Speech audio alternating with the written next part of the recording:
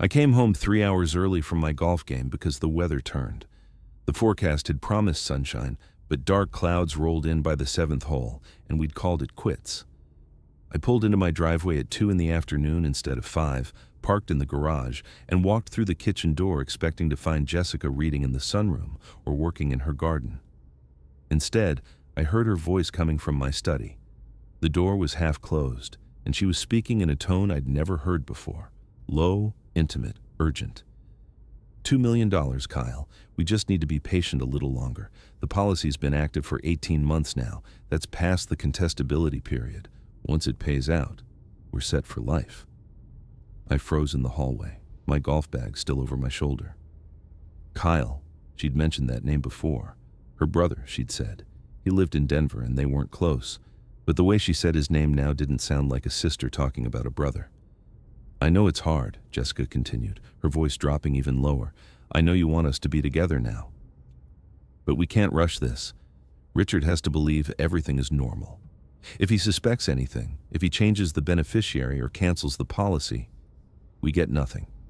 We've invested 3 years in this. We can wait a few more months. My heart was pounding so hard I could hear it in my ears. I set down my golf bag carefully, silently, and moved closer to the study door. Through the gap, I could see Jessica sitting at my desk, her back to me, phone pressed to her ear. The medication is working, she said. His blood pressure has been erratic.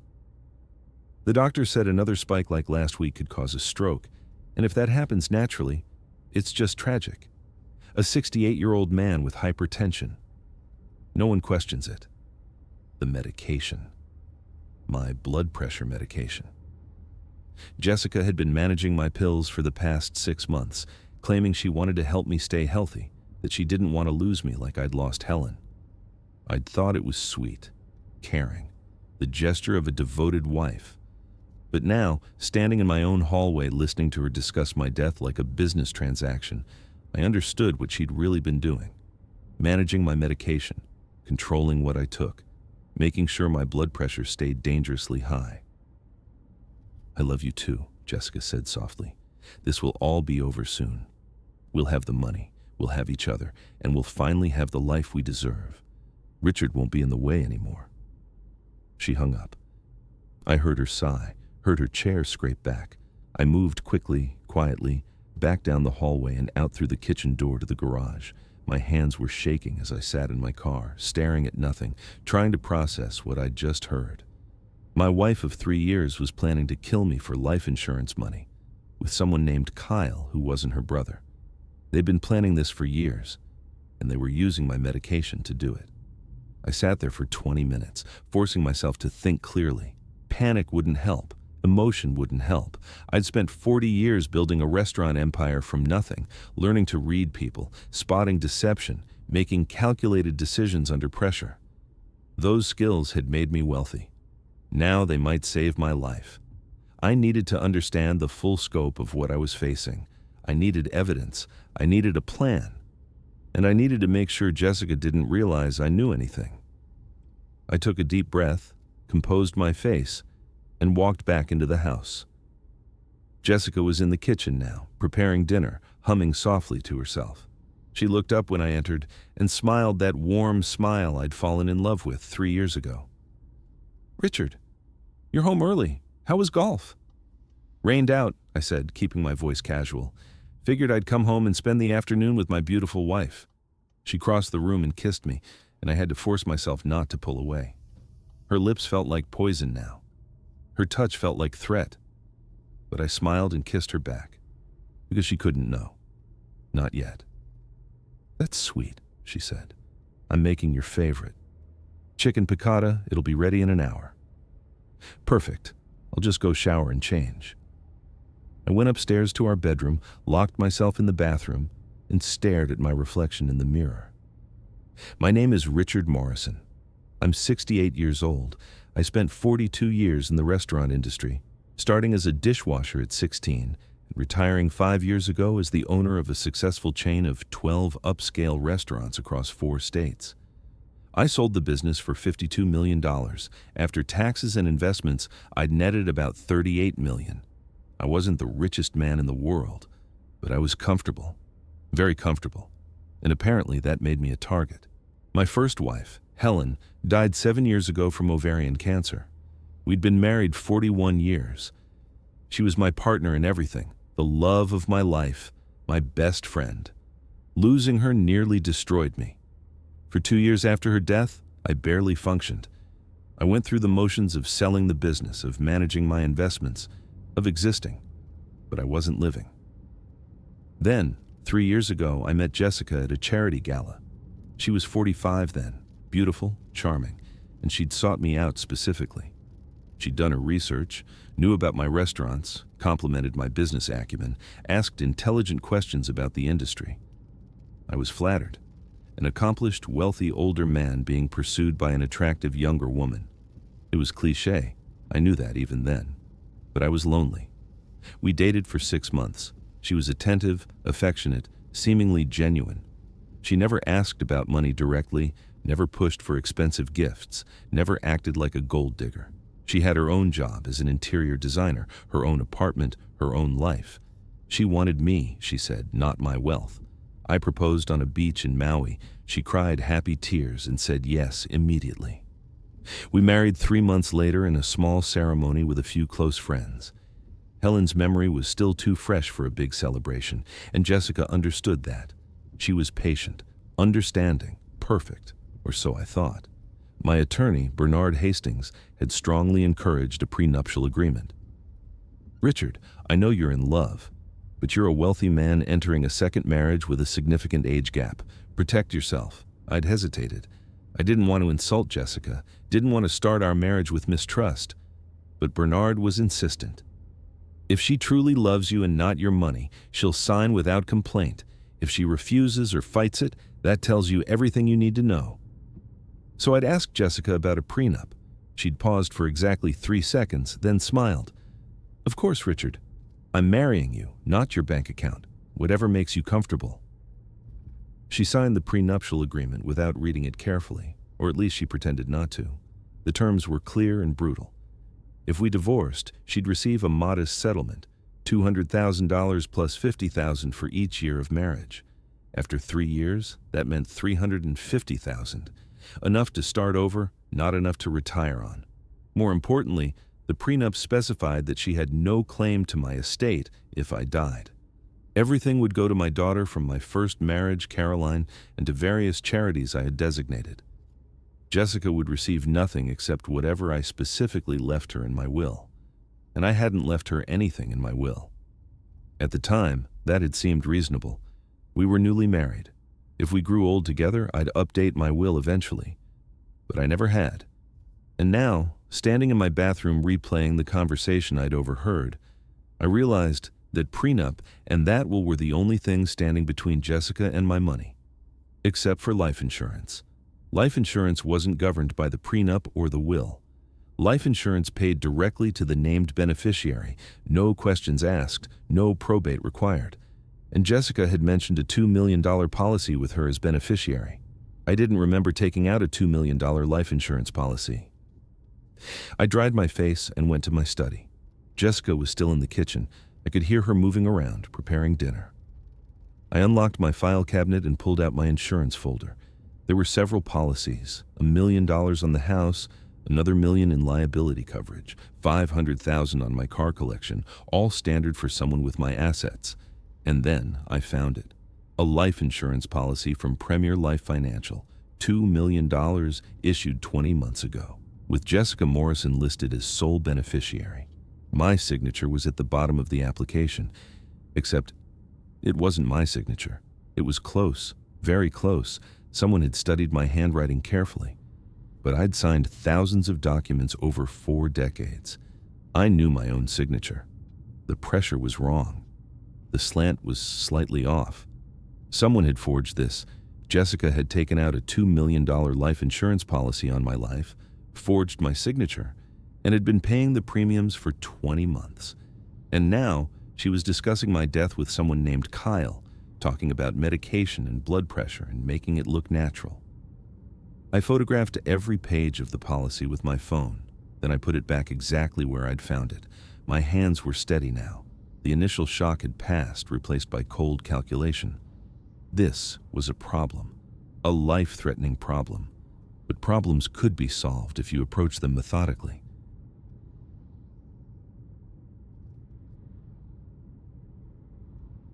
I needed to understand who Kyle was. I needed to know if the medication tampering was real or just talk. I needed evidence that would hold up if I went to police, and I needed to make sure Jessica didn't realize I was investigating until I had everything I needed to destroy her. Over dinner, I watched Jessica carefully. She was relaxed, affectionate, asking about my golf game, laughing at my stories. She played the devoted wife perfectly. After we ate, she brought me my evening medications, a small white pill for blood pressure, a larger capsule for cholesterol, a baby aspirin for heart health. "Here you go, sweetheart," she said, handing me the pills and a glass of water. "Don't forget these. Your health is so important to me." I took the pills from her hand and brought them to my mouth, but instead of swallowing, I tucked them under my tongue, took a sip of water, and pretended to swallow. Jessica kissed my forehead. "Good. I worry about you, you know. I don't want anything to happen to you." "I know, darling." I'm lucky to have someone who cares so much. After she left the room, I spit the pills into my hand and examined them carefully. The blood pressure pill looked right. Same shape, same color, same markings as what I'd been prescribed. But it was hard to be certain. Pills could be replaced with lookalikes. Dosages could be wrong. I needed to have these tested. The next morning, I told Jessica I had a meeting with my financial advisor and would be gone most of the day. She kissed me goodbye, reminded me to take my morning medications, watched me put them in my mouth. I repeated the trick, keeping them under my tongue, spitting them out once I was in the car. I drove straight to Bernard Hastings' office. Bernard was 72, a skilled attorney who'd been my friend and advisor for 30 years. He took one look at my face and gestured to a chair. "What's wrong, Richard?" I told him everything: the overheard phone conversation, the forged life insurance policy, the medication concerns. When I finished, Bernard was silent for a long moment, his expression grave. "Richard, if what you're describing is accurate, your wife is planning to murder you. This isn't a civil matter. This is criminal. You need to go to the police." "And tell them what?" "That I overheard one side of a phone conversation, that I think my signature might be forged, that I'm suspicious of my medication." "Bernard, I have no proof. Just suspicions and paranoia. The police won't take that seriously." "They should. You're describing attempted murder and insurance fraud, which is why I need solid evidence before I approach them. I need to identify Kyle. I need to prove the insurance policy is fraudulent. I need to have the medication tested. I need documentation that can't be disputed." Bernard nodded slowly. "What do you need from me?" "First, I need you to confirm the insurance policy details. Contact Premier Life Financial, tell them you're my attorney, and get copies of all documentation. I want to see what they have on file, who submitted the application, how it was processed." "That I can do." "Second, I need a private investigator. Someone discreet, someone who can identify Kyle, track his relationship with Jessica, document their interactions. I know someone, former FBI, very thorough, very expensive. Money isn't an issue.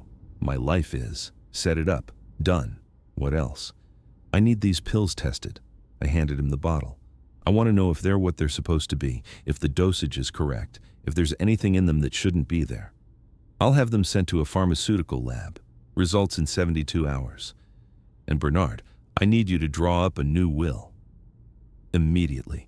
I want everything to go to Caroline, not a dollar to Jessica, and I want to change the beneficiary on any accounts where Jessica currently has access. I know the prenup protects most of my estate, but I want every possible avenue closed." "The prenup is solid, Richard. She can't touch the estate even if you die. She gets nothing. Except $2 million in life insurance if that policy is valid. We'll prove it's not. The forged signature will invalidate it. In the meantime, she thinks it's valid, which means she thinks killing me is worth $2 million. That's plenty of motivation." Bernard made notes on his legal pad. "I'll draft the new will today. But Richard, please be careful. If Jessica suspects if she realizes you're investigating, she might escalate. Desperate people do desperate things. I know, but I'm not going to be a victim, Bernard. I spent my whole life building something from nothing. I'm not letting some con artist kill me for money that she'll never actually get. I left Bernard's office with a plan forming. The private investigator would identify Kyle and document his relationship with Jessica. The pharmaceutical lab would test my medication. Bernard would secure the legal documentation proving the insurance. It was risky. Every day I stayed in that house was a day Jessica had opportunity to harm me. But running would alert her that I knew. Confronting her directly would give her time to destroy evidence. The only way to ensure she faced consequences was to let her think she was winning while I built the case against her. When I got home that afternoon, Jessica was on the phone again. She ended the call quickly when I walked in, but not before I heard her say, "I have to go. He just got home." "Who was that?" I asked casually. "Oh, just Kyle. My brother. He's thinking about visiting next month." "That would be nice. I'd love to finally meet him." Something flickered in Jessica's eyes. Surprise, concern. "Really? I thought you didn't like having house guests." "For family, I'll make an exception. How long since you've seen him?" "Oh, it's been years. We're not very close." "Then we should definitely have him visit." "Family's important." Jessica smiled, but it didn't reach her eyes. "That's sweet, Richard. I'll talk to him about dates." That night she brought my medications again. This time I'd prepared. I'd purchased empty gel capsules that looked identical to my cholesterol medication. Before dinner, I'd switched the contents of the bottle, replacing my real medication with the empty capsules. When Jessica handed me the pills, I examined them carefully. The blood pressure pill looked normal, but the cholesterol capsule looked different. The color was slightly off. The size was slightly wrong. This wasn't my medication. I pretended to swallow both pills, watching Jessica's face. She looked satisfied, content, like she'd accomplished something important. After she left, I kept both pills, sealing them in a small plastic bag to give to Bernard. The investigation had begun. Jessica thought she was orchestrating my death. She had no idea I was orchestrating her destruction. She'd married me, thinking I was a trusting old fool, blinded by loneliness and her beauty. She'd underestimated the man who'd built a business empire from nothing, who'd learned to read people and spot deception, who'd survived cutthroat competition and economic downturns through strategy and persistence. She was about to learn that the skills that made me successful in business would keep me alive, and they'd ensure she spent the rest of her life in prison for trying to kill me. I was Richard Morrison. I was 68 years old. I'd survived poverty, divorce before Helen, business failures, my wife's death, and every challenge life had thrown at me. I wasn't about to let Jessica and her accomplice add me to their body count. The war had begun, and I was going to win it. So far, Richard discovered his wife Jessica and her secret lover Kyle were planning to kill him for a $2 million life insurance policy. After overhearing their phone conversation discussing medication tampering and making his death look natural, Richard began gathering evidence. He hired a private investigator, sent his pills for testing, and discovered the insurance application had a forged signature. Now, playing the role of unsuspecting husband while his wife tries to poison him, Richard is building a case that could save his life. The private investigator Bernard recommended was named Marcus Chen. He was 53, compact and efficient, with the kind of face that disappeared in crowds. We met in his downtown office 3 days after I'd overheard Jessica's phone call. "Mr. Morrison," Marcus said, shaking my hand with a firm grip, "Bernard briefed me on the situation. I need you to tell me everything again, from the beginning. Don't leave out details, even if they seem minor." I walked him through the entire timeline. Meeting Jessica 3 years ago, the whirlwind courtship, the prenuptial agreement she'd signed without complaint, the gradual way she'd taken over managing my medications 6 months ago, the overheard conversation, the forged insurance policy, the pills that looked wrong. Marcus took notes on a tablet, occasionally asking clarifying questions. When I finished, he was quiet for a moment, reviewing his notes. "The key to this case is identifying Kyle and documenting his relationship with Jessica," Marcus said. "Once we establish they're romantically involved, the murder-for-profit motive becomes clear." "Do you have Jessica's phone number?" of course. I'll need it. I can track her location, see who she's communicating with, build a pattern of her movements. It's all legal as long as I'm working for you and you have a legitimate concern about criminal activity. What about Kyle? How do we identify him? Jessica told you Kyle is her brother who lives in Denver, correct? That gives us a starting point. I'll search public records for any Kyle with the last name matching Jessica's maiden name. If that's a lie, which I suspect it is, we'll track her phone and see who she's meeting with. People planning murder get sloppy. They meet in person. They get careless with digital communication. How long will this take? Give me a week. In the meantime, I need you to act completely normal. Don't change your routine. Don't let Jessica suspect anything. And Mr. Morrison, please be careful with any food or medication she gives you. If they're escalating to active poisoning, you're in real danger. I left Marcus's office with instructions to document everything. Keep a daily log of what Jessica said, what she did, what medications she offered, any unusual behavior. Create a contemporaneous record that would support the investigation. That evening, I started the log on my laptop, password protected and saved to a cloud drive Jessica couldn't access. I detailed the overheard conversation word for word as I remembered it. I photographed the insurance policy again. I noted the pills Jessica had given me and the ones I'd hidden for testing. Over the next week, I lived in a state of heightened awareness. Every meal Jessica prepared, I wondered if it was safe. Every drink she handed me, I questioned. Every pill she offered, I pretended to take but hid instead. It was exhausting, maintaining the act of the loving husband while knowing my wife was trying to kill me. On day 4, Marcus called. I've identified Kyle. His full name is Kyle Brennan. He's 42 years old, lives in Phoenix, not Denver, and he's not Jessica's brother. How do you know? Public records? Jessica's maiden name is Walsh. Her parents were Robert and Linda Walsh, both deceased. She has one sibling, a sister named Patricia, who lives in Boston. No brother named Kyle. No brother at all. So who is Kyle Brennan? That's where it gets interesting. Kyle has a criminal record. Arrested twice for fraud, once for identity theft. Never convicted, charges dismissed both times, but the pattern is clear. He's a con artist. And get this, Jessica and Kyle were engaged 12 years ago. They lived together in Las Vegas for 3 years. The engagement ended. No record of why, but they clearly maintained contact. My stomach turned. She was engaged to him before. They were partners. Probably still are. My guess is they've been running long cons together for years. Meet wealthy older men, marry them, take out life insurance, arrange an accident. It's a known scheme. Usually the spouse waits a few years to avoid suspicion, gets the insurance payout, splits it with the accomplice, and moves on to the next target. Have they done this before? Are there other victims? I'm looking into it. If there are, proving it will be difficult. But Mr. Morrison, this is bigger than just attempted murder. This is organized fraud. This is their business model. I thought about the 3 years I'd spent with Jessica. The affection I'd believed was real. The companionship I'd treasured. All of it had been performance. Every kiss, every laugh, every intimate moment had been an act designed to position me as her next payday. What about evidence of their current relationship? I asked. That's the good news. Jessica has been meeting Kyle regularly, twice a week on average, always at different locations, hotels, restaurants, parking lots. They're careful, but not careful enough. I've photographed them together 14 times in the past week, and based on the body language, this is definitely not a brother-sister relationship.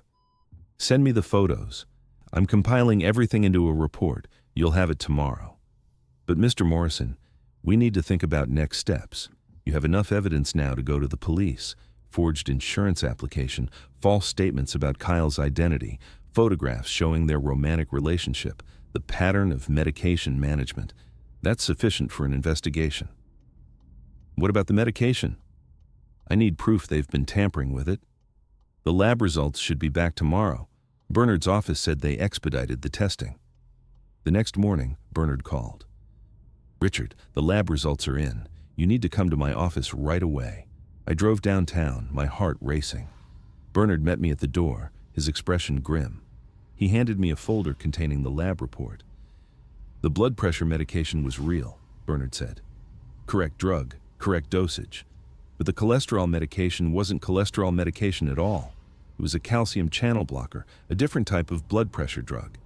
Taking both simultaneously, especially at the doses you were being given, would cause dangerous hypotension, extremely low blood pressure, dizziness, fainting, organ damage. In a man your age, it could easily trigger a stroke or heart attack. I stared at the report, the clinical language describing exactly how Jessica had been trying to kill me. Not with poison that would show up in an autopsy, not with violence that would raise questions, with medication that would cause my death to look natural, an unfortunate medical event in an elderly man with hypertension. "This is attempted murder," Bernard said quietly. "You need to go to the police today, right now." "I want everything first. Marcus is sending his full report this afternoon. I want the complete picture before I involve law enforcement." "Richard, every day you wait is another day Jessica has opportunity to harm you. I'm not taking any medication she gives me. I'm being careful with food and drink. I'm documenting everything, but I want the case to be airtight when I go to police. I want evidence so overwhelming that she can't talk her way out of it." Marcus's full report arrived that afternoon. 147 pages of documentation, Kyle's criminal history, photographs of Jessica and Kyle embracing, kissing, meeting in hotel rooms, phone records showing hundreds of calls between them over the past 3 years, financial records showing Kyle had deposited large sums into his account shortly after marrying Jessica, probably money she'd taken from me under various pretenses. And buried in the appendix, Marcus had found something else. 8 years ago, Jessica had been married to a man named Donald Prescott. He was 71 when they married. She was 40. The marriage lasted 2 years. Then Donald died of a heart attack. Jessica collected on a $1.5 million life insurance policy. 6 months later, she was no longer in contact with anyone from Donald's family, and she'd moved to a new city. "I reached out to Donald Prescott's daughter," Marcus had written in the report. She was suspicious about her father's death at the time, but had no proof of wrongdoing. She said Jessica had been managing her father's medications in the months before he died. She said her father had complained of feeling dizzy and confused, but the autopsy showed natural causes, a heart attack consistent with his age and medical history. The daughter couldn't pursue it further. I stared at the words, rage building in my chest. Jessica had done this before. She'd killed Donald Prescott the same way she was trying to kill me, and she'd gotten away with it. Not this time. I called the police that evening and asked to speak with someone in the fraud division. They transferred me to Detective Sarah Kim, who listened to my story with professional skepticism that gradually shifted to intense interest. "Mr. Morrison, what you're describing is serious. If accurate, this is attempted murder and insurance fraud. I'd like you to come in tomorrow morning with all your evidence. I have documentation, photographs, lab reports, everything. But Detective, I need you to understand something. My wife has done this before. She killed her previous husband the same way. She's been getting away with this for years. We'll investigate thoroughly. Bring everything you have, 9 a.m. tomorrow." That night, I barely slept. I lay in bed next to Jessica, this woman who'd been systematically poisoning me, who'd killed before and would kill again if I gave her the chance. She slept peacefully, one arm draped across my chest, the picture of a devoted wife. I wanted to push her away, to get out of that bed and away from her touch. But I couldn't. Not yet. One more night of playing the role. One more night of pretending I didn't know. Tomorrow the police would be involved. Tomorrow the end game would begin. At breakfast, Jessica was cheerful and affectionate. "I was thinking we should take a trip," she said, pouring coffee. "Maybe somewhere tropical. You've been stressed lately. A vacation would do you good." "That sounds wonderful. When were you thinking?" "Maybe next month? I'll start looking at resorts. A tropical vacation. A place far from home, far from my doctors and attorney and support system. A place where if I had a medical emergency, if I mysteriously died, it would be written off as tragedy. Heart attack on vacation. So sad, so convenient." "Let me check my schedule," I said. "I have some business things to wrap up first." After breakfast, I drove to the police station with 3 banker's boxes full of evidence. Detective Kim met me in a conference room with 2 other detectives, David Park and Jennifer Walsh. For 3 hours, I walked them through everything. They examined the insurance policy, the forged signature clearly visible now that they knew to look for it. They reviewed the pharmaceutical analysis showing the medication substitution. They looked at Marcus's photographs of Jessica and Kyle. They read through Kyle's criminal history and the information about Donald Prescott's suspicious death. "Mr. Morrison," Detective Kim said when I'd finished, "this is one of the most thoroughly documented cases I've ever seen. You've essentially done our investigation for us. The question now is how we proceed. We could arrest Jessica and Kyle immediately based on this evidence, but I'd like to suggest an alternative." "What alternative?" "A controlled operation. We wire you with a recording device. You confront Jessica, get her to admit to the scheme. We'll have officers nearby for your safety. But a recorded confession would make the prosecution's case unbeatable." I thought about it. The idea of confronting Jessica, of looking her in the eye while wearing a wire, was terrifying and appealing in equal measure. I wanted to hear her admit what she'd done. I wanted her to know I'd beaten her. Would it be safe? We'd have a team in position within 60 seconds of any sign of danger. And frankly, Mr. Morrison, Jessica has been trying to kill you slowly over months. She's not going to suddenly become violent in a confrontation. Her method is subtle, patient. She'll likely try to talk her way out, and that's when she'll make mistakes. What about Kyle? We'll arrest him separately, same day. Once we have Jessica's confession, we'll pick him up. He won't know what hit him. I looked at the three detectives, these professionals who dealt with criminals every day, and I made my decision. Let's do it. I want her to know I figured it out. I want her to understand that she underestimated the wrong man. Detective Kim smiled slightly. We'll set it up for tomorrow evening. That gives us time to get the equipment ready and position the team. Go home, act normal, and wait for my call. I drove home with a strange sense of calm. The investigation was over. The confrontation was coming. Jessica's scheme was about to collapse around her, and there was nothing she could do to stop it. That evening, she made dinner as usual. Salmon with asparagus, one of my favorites. She brought me my medications as usual, the wrong pills designed to slowly kill me. I pretended to take them as usual, palming them instead, adding them to the collection of evidence that would help convict her. "You seem happy tonight," Jessica observed. "Did something good happen?" "Just enjoying time with my beautiful wife," I said, smiling at her, feeling grateful for what I have. She kissed me softly. "I love you, Richard. I hope you know that." "I know exactly what you are," I wanted to say, but instead, I smiled and said, "I love you too." The next morning, Detective Kim called. "We're set for tonight, 7 p.m. We'll be in a van parked 2 houses down. You'll wear a wire under your shirt. When you're ready to start the conversation, touch your left ear. That's our signal that you're beginning the confrontation. If you need immediate assistance, say the word umbrella. That's the panic word. We'll be inside within 30 seconds. At 6:30, I met the technical team in a grocery store parking lot. They fitted me with a wire, a tiny microphone hidden under my shirt, virtually invisible. They tested it, confirmed clear audio, and sent me home. Jessica was in the kitchen preparing dinner when I walked in.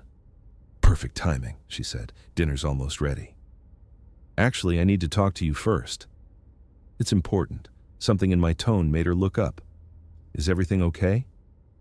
"Let's sit down in the living room." We sat on the couch where we'd spent hundreds of evenings watching television, reading, talking about our days.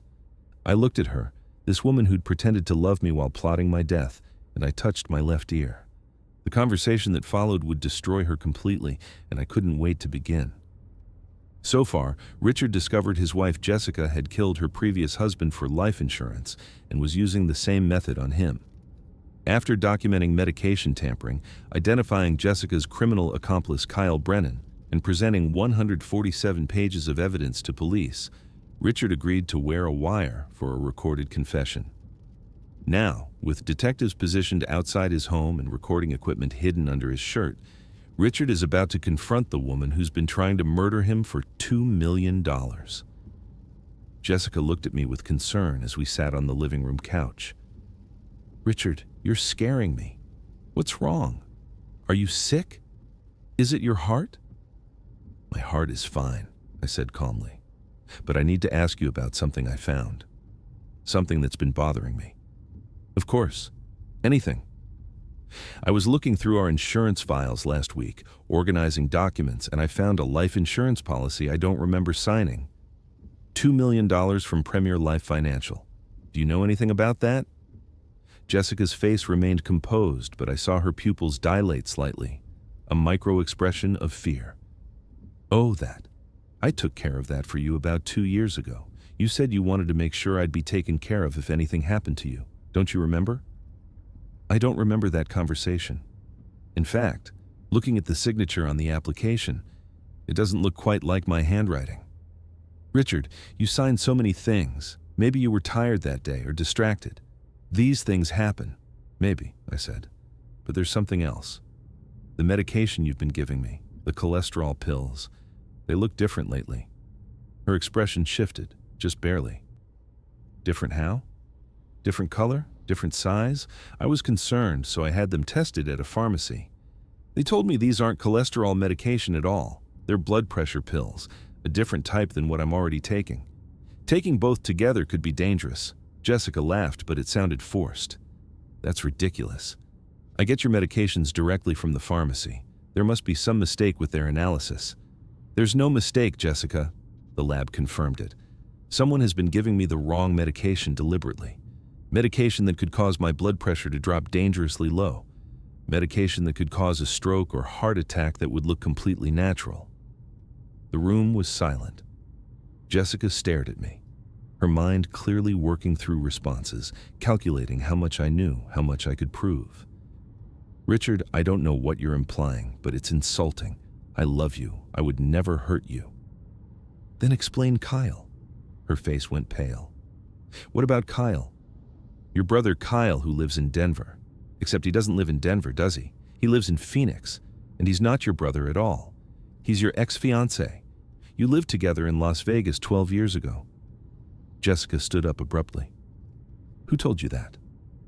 Have you been spying on me? I've been protecting myself. Because I heard you on the phone with him, Jessica. I came home early from golf 2 weeks ago, and I heard you in my study talking to Kyle. You said the $2 million policy was past the contestability period. You said my medication was working. You said I wouldn't be in the way much longer. You told him once the insurance paid out, you'd finally be together. Jessica's composure cracked, her face flushed, her hands trembling.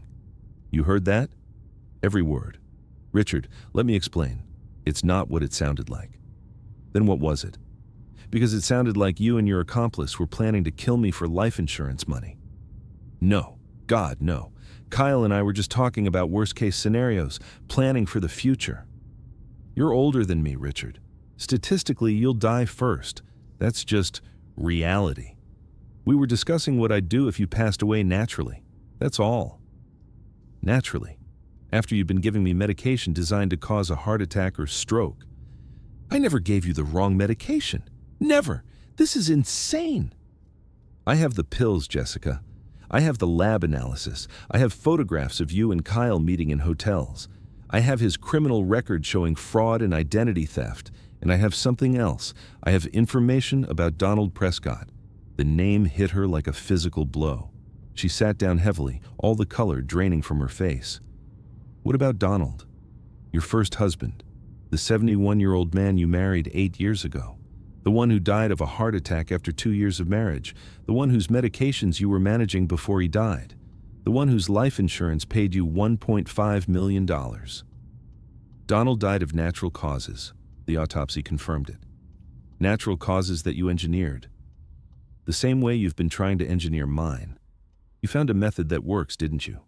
Marry wealthy older men, take out big life insurance policies, tamper with their medications, wait for the inevitable medical crisis, collect the money and move on to the next target. Jessica was shaking now, tears streaming down her face.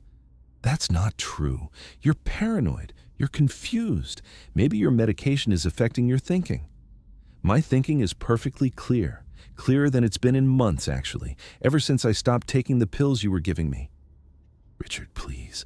I love you. Whatever you think is happening, you're wrong. Let me call Kyle. He can explain everything. I don't need Kyle to explain. I know exactly who he is. Your partner, your accomplice, The man you've been planning my murder with for 3 years." Jessica stood again, pacing now, her mind clearly racing. "Even if any of this were true, which it's not, you can't prove anything. You have suspicions and paranoia, that's all. I have evidence. I have the forged insurance application. I have the lab analysis of the tampered medication. I have photographs of you and Kyle together. I have phone records showing hundreds of calls between you. I have witness statements from Donald Prescott's daughter about how suspicious his death was. And Jessica, I have a recording of this entire conversation." Her face went white. "What?" "I'm wearing a wire. The police are outside right now, listening to every word. Detective Kim and her team, they've been investigating you for days. They know everything." Jessica's eyes darted to the windows, to the doors, like a trapped animal looking for escape. "You're lying." "I'm not. And you know I'm not. You can see it in my face. I spent 40 years in business learning to read people, Jessica. I know when someone is bluffing. I know when someone is beaten. And you're beaten." She collapsed onto the couch, sobbing now, her hands covering her face. Oh God, what have I done?" "You tried to murder me. You did murder Donald Prescott. You're a con artist and a killer, and your run is over." "I never wanted to hurt anyone.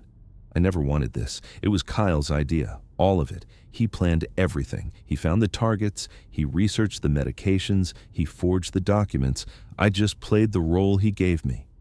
"You played it very well. 3 years of pretending to love me, of being the devoted wife, all while poisoning me and waiting for me to die. I did love you. Parts of it were real. The companionship, the conversations, the life we built. I wasn't acting all the time. But you were killing me all the time. Every pill you handed me, every day you waited for my heart to give out, that was real." The front door burst open.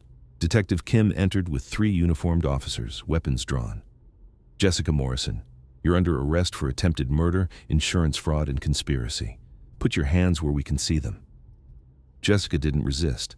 She sat there crying as they handcuffed her, reading her Miranda rights in a voice that seemed to come from very far away. As they led her to the door, she looked back at me one last time. "I'm sorry, Richard. For whatever that's worth, I'm sorry." "So am I said quietly. "I'm sorry I didn't see you for what you were sooner. I'm sorry I let loneliness make me vulnerable. But mostly, I'm sorry for Donald Prescott. He never got the chance to fight back. At least I did. They took her away." Detective Kim stayed behind, removing the recording equipment from my shirt. "That was a textbook confession, Mr. Morrison." She admitted to Donald Prescott's murder. She admitted Kyle was her accomplice. She's going away for a very long time. "What about Kyle?" "He was arrested 20 minutes ago at his apartment in Phoenix. He tried to run, but our team was ready. He's being transported back here tonight." I sat alone in my living room after everyone left, staring at the space where Jessica had been sitting just an hour before. The woman I'd shared my home with, my bed with, my life with. The woman who'd been systematically trying to kill me. The trial took place 7 months later. Jessica's attorney tried to argue she'd been manipulated by Kyle, that she was a victim herself. But the evidence was overwhelming. The forged insurance application, the pharmaceutical analysis showing medication tampering, the photographs and phone records proving she and Kyle were partners, not that she was his victim. And most damning, the recorded confession where she admitted to Donald Prescott's death. The prosecution also brought in Donald Prescott's daughter, Elena. She testified about her father's final months, the confusion and dizziness, the medication Jessica had insisted on managing, the sudden heart attack that had seemed suspicious but couldn't be proven. "I knew something was wrong," Elena said from the witness stand, tears in her eyes. "But I had no evidence. No one would listen. And Jessica just disappeared with my father's money." The jury deliberated for 3 hours. Guilty on all counts: attempted murder, insurance fraud, conspiracy, first-degree murder in the death of Donald Prescott. Jessica showed no emotion when the verdict was read. Kyle, tried separately, was convicted on similar charges. At sentencing, the judge was brutal. "Ms. Morrison, you are a predator of the worst kind. You target vulnerable people, elderly people seeking companionship, and you exploit that vulnerability to steal from them and ultimately to kill them. You showed no remorse except when caught. You killed Donald Prescott and attempted to kill Richard Morrison using the same calculated method. You are a danger to society. I'm sentencing you to life in prison without possibility of parole for the murder of Donald Prescott, plus an additional 30 years for the attempted murder of Richard Morrison and related fraud charges. These sentences will run consecutively. Jessica finally reacted, her face crumpling, but I felt no sympathy. She'd killed one man and tried to kill another. She'd spend the rest of her life in prison, and it still wouldn't be enough justice for what she'd done. Kyle received a similar sentence.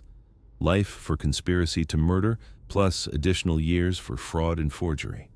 The judge made clear that he was equally culpable, that his role as planner and enabler made him just as guilty as Jessica. After the sentencing, Elena Prescott approached me in the courthouse hallway. "Thank you," she said quietly, "for finding the truth, for proving what my father went through. He can finally rest now, knowing justice was served." "I'm sorry I couldn't save him," I said. If I'd known, if I'd investigated Jessica before marrying her." "You couldn't have known. These people are professionals. They're good at what they do. But you stopped them, Mr. Morrison. You saved yourself, and you made sure they can never hurt anyone else. That matters. That was 9 months ago. Today, I live alone in my house, genuinely alone now, without a murderer sharing my space. I had the locks changed. I had the house deep cleaned professionally. I wanted to erase every trace of Jessica, every reminder of how close I'd come to being her next victim. My daughter Caroline visited last month. We'd always been close, but after the trial, after she learned how near she'd come to losing her father, our bond strengthened even more. She wanted me to sell the house, to move somewhere without memories of Jessica. But I refused. "This is my home," I told her. "I'm not letting what Jessica did drive me out. She doesn't get that power over me." Caroline understood. She's practical like her mother was, like I am. I've been asked many times over the past months if I regret marrying Jessica. If I regret letting someone into my life after Helen died, the answer is complicated. I regret being deceived. I regret not seeing the warning signs sooner, but I don't regret trying to find companionship.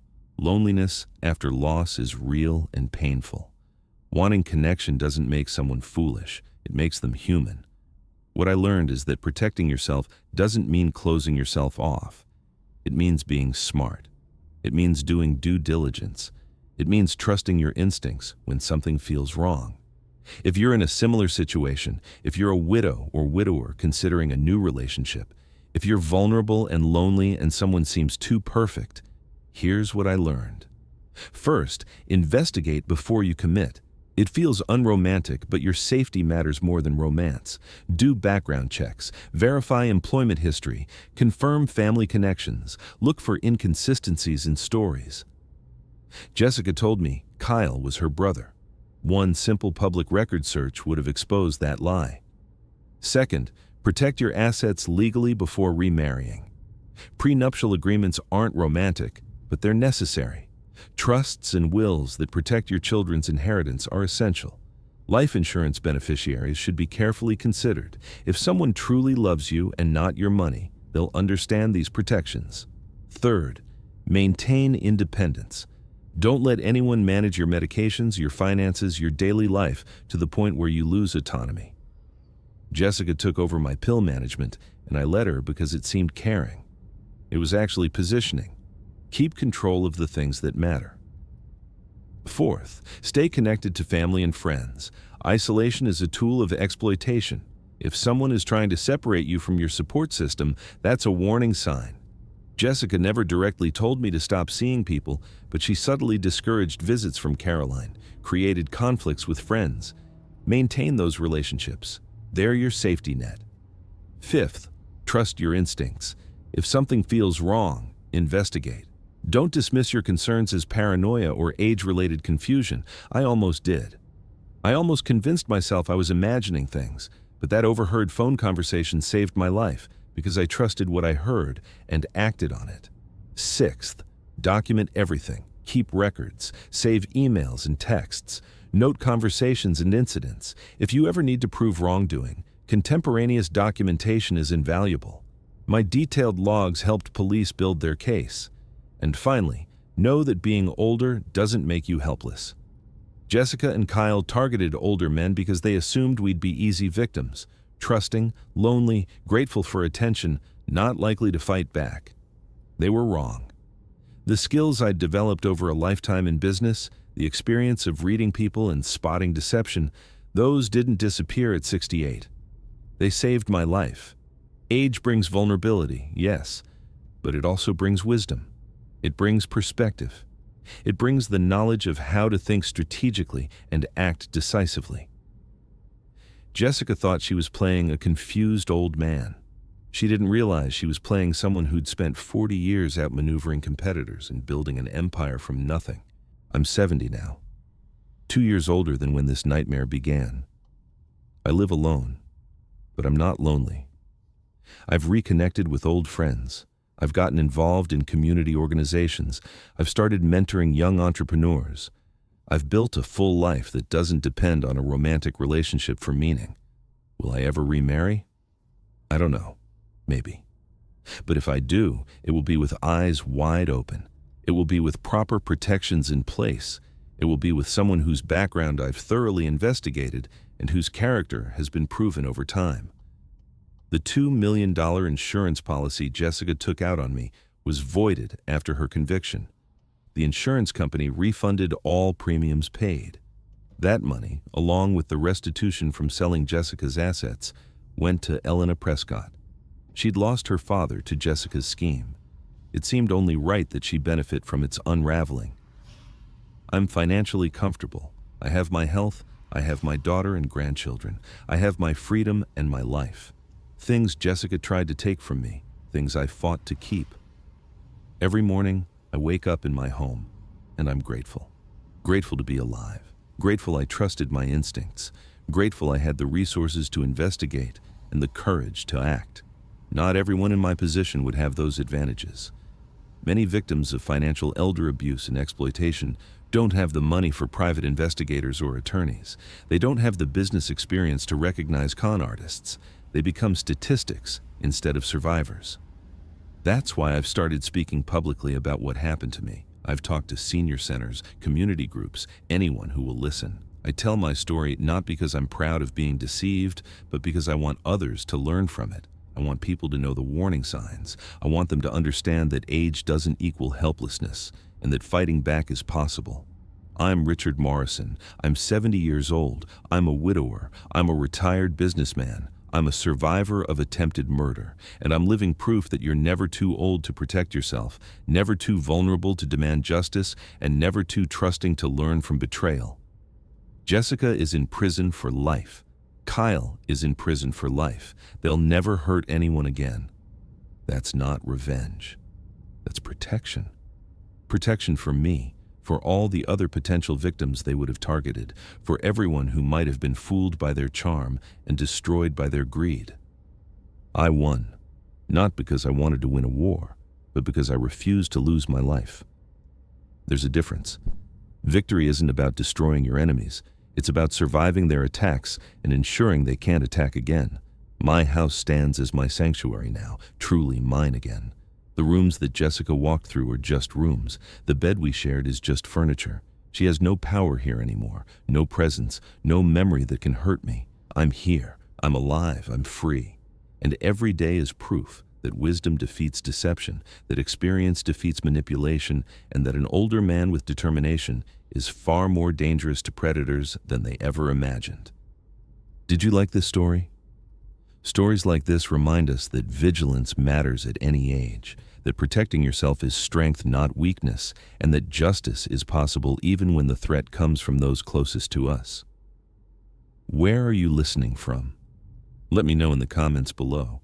Your support means everything.